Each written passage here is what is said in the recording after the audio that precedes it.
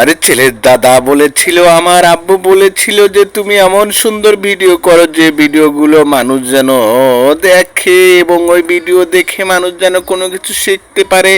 এমন কোনো ভিডিও করো না যে তোমাকে নিয়ে হাসি করে, তামাশা করে, টোল করে।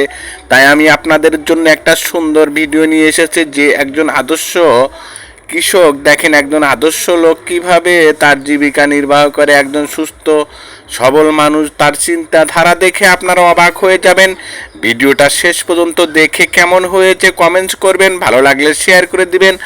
একজন কৃষক বা একজন লোক, আদর্শ লোক, তার বাড়ির পাশে কিছু ক্ষেত করেছে, খামার করেছে। তার যে পরিবেশটা দেখতে পাচ্ছেন আপনারা, এত সুন্দর পরিবেশে কিছু কিছু টুকরো টুকরো জমি করেছে। জমি করে সেখানে বিভিন্ন আপনার ফসল ফলেছে। দেখেন ফুলকপি ফলিয়েছে, বিভিন্ন প্রকার সবজি ফলিয়েছে। সে সবজিগুলো হয়তো আমরা অনেকেই চিনি, অনেকেই চিনি না।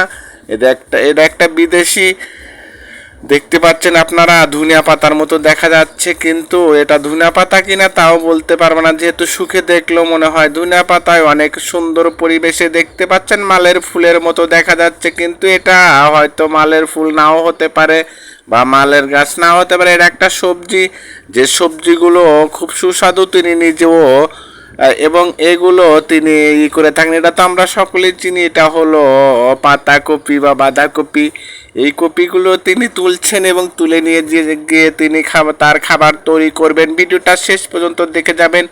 এবং এই বাঁধাকপির অবশিষ্ট অংশ এগুলো মুরগিকে দিচ্ছে, মুরগি খাচ্ছে। আপনারা যারা আঙিনায় মুরগির খামার করেছেন এবং এরকম বাগান করেছেন কমেন্টে জানাবেন।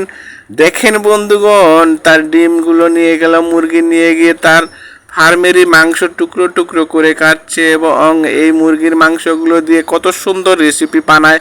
দেখেন ডিম দিচ্ছে, ডিমের তার ফার্মেরই ডিম দিয়ে এই যে রুটি বানাচ্ছে, এত সুন্দর সুস্বাদু করে বানাবে তিনি। তার জীবন জীবিকা নির্বাহ করে এগুলো নিজের প্রাকৃতিক পরিবেশে খাবার খাচ্ছে, এরকম পাতা দিয়ে কত সুন্দর করে তৈরি করছে। এরকম ভিডিও পেতে চ্যানেলটা ফলো করে যাবেন প্রিয় বন্ধুগণ।